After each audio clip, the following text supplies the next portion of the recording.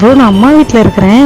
இவ்வளோ நாள் மாமியார் வீட்டில் இருந்தேன். அங்கே இப்போ தான் வந்து 3 டேஸ் தான் ஆகுது. எங்கே அதுக்குள்ளே நீங்கள் ஃபோன் அடிச்சிருவீங்களோ வரேன்னு சொல்லுவீங்களோ அப்படின்னு நினச்சிட்டே இருந்தேன் ப்ரோ.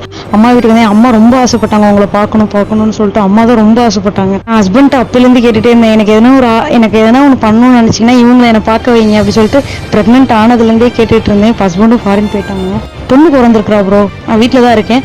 எங்கேயும் போக மாட்டேன் ப்ரோ. நீங்கள் கண்டிப்பாக வாங்க ப்ரோ.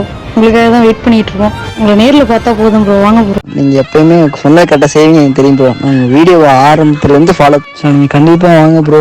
வீட்டில் மம்மியெல்லாம் பார்க்கணும்னு சொல்லியிருக்காங்க. அம்மா உங்கள் வீடியோ அம்மாவும் பார்ப்பாங்க. நாங்கள் எல்லாம் எங்கள் ஃபேமிலி உட்காந்து பார்ப்போம். ஸோ நீங்கள் வாங்க, உங்களுக்காக நாங்கள் வெயிட் பண்ணுறோம். நல்லா இருங்க. வாங்க தம்பி, ஒரு நாளைக்கு நாமக்கலுக்கு வாங்க, ஓகேங்களா? ரொம்ப தேங்க்ஸ். உங்கள் மெசேஜ் பார்த்தோன்னே எனக்கு ரொம்ப ஹாப்பியாக ஃபீல் பண்ணுறேன் தம்பி. Thank you so much.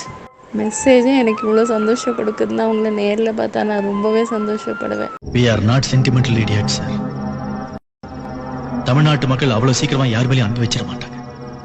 அப்படி வச்சுட்டா சாகர வரைக்கும் அந்த அன்பு மாறவே மாறாது. இந்த அளவுக்கு யார் அவரு? எனக்கே அவரை பார்க்கணும் போல இருக்கு.